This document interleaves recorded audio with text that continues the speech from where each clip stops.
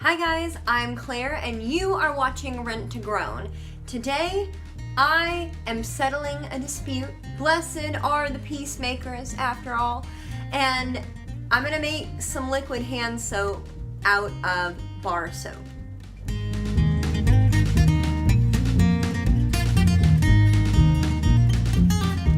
So the reason that I'm saying that this is settling a dispute is because I enjoy having liquid soap rather than bar soap in my kitchen and in my bathroom to wash my hands. I just don't like the crusted on soap dish. I don't like it. I don't like that at all. So I enjoy having liquid hand soap. I bought some on sale several months ago and we just recently ran out of both of them, and I wanted to buy some more, and Matthew was like, no, we don't need liquid soap because we have a million bars of soap that your grandmother gave us, which is almost true. It's a little less than a million. It's more like 2 dozen. But I have it.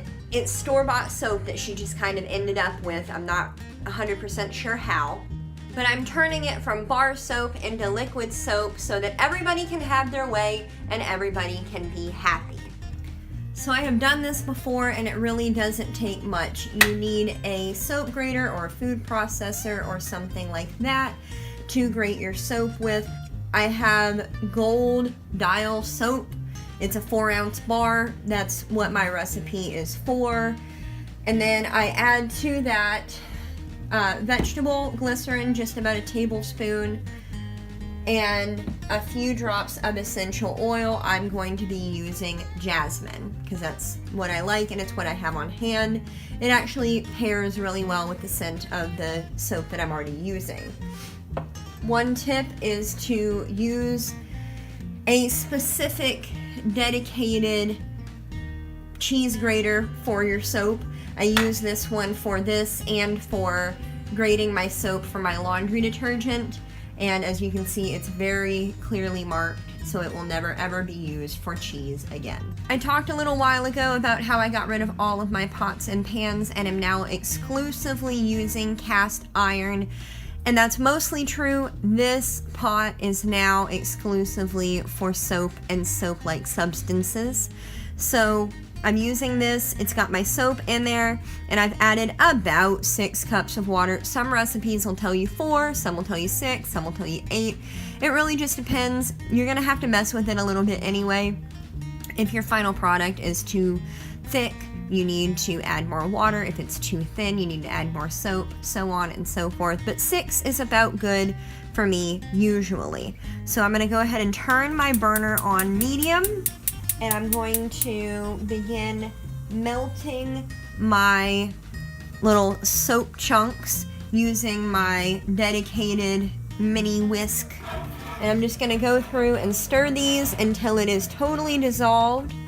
And then I'm going to cut it off and let it sit for 15 minutes. Stir it, check the consistency, and like I said, if it's too thick, I'm gonna add some water. If it's too thin, I'm gonna add some more soap. But we'll check it as soon as it has dissolved and then cooled again. I have here the soap mixture that has cooled for longer than 15 minutes, and it's still quite liquidy.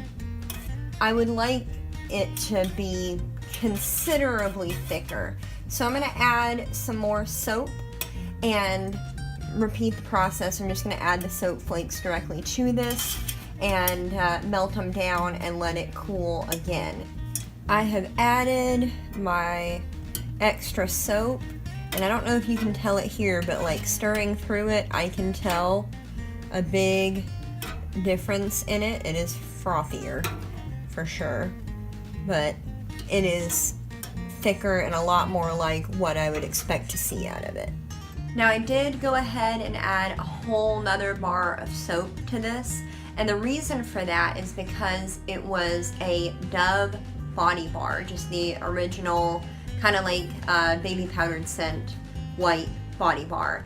And you really don't want to use that soap or any other soap that has just a ton of moisturizers in it. And the reason for that is because it doesn't ever set up fully.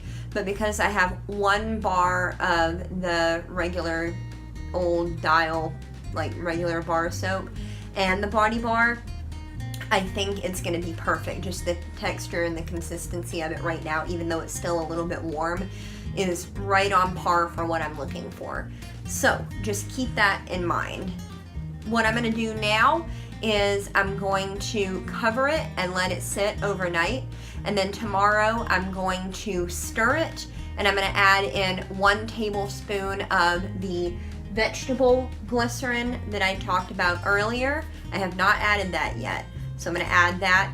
That is mostly because if you're like me with bar soap, it leaves you feeling kind of dry, and like there's like a soap film still on your skin when you use it, and I think that the vegetable glycerin helps with that. I'm also going to add the essential oils. I don't know how many drops I'm gonna add. I'm just gonna start with like probably like 4 or 5 and like smell it and decide how potent I want it to be. This is not a brand that I'm familiar with. It was just kind of the store brand from the health food store that I went to today. So I'm gonna play around with it and see. But after that, like tomorrow, once I add the glycerin and the essential oils, both of which are totally optional, by the way. If you want to just melt your soap down, that's liquid soap. You can use it just like that. I just like to add the glycerin and the essential oils for the scent and for the feel of it. So after that, I can go ahead and pour it into some dispensers that we already have on hand. So I really hope that you have enjoyed this video. Make sure that you like, comment, and subscribe. Have you ever made your own soap, bar or liquid or laundry soap, whatever? Let me know, because that is a thing that I've been doing for a little while and I dig it. So let me know if you've done that. Let me know how that's gone for you. But as always, I want to thank you so much for watching, and I will see you around. Bye!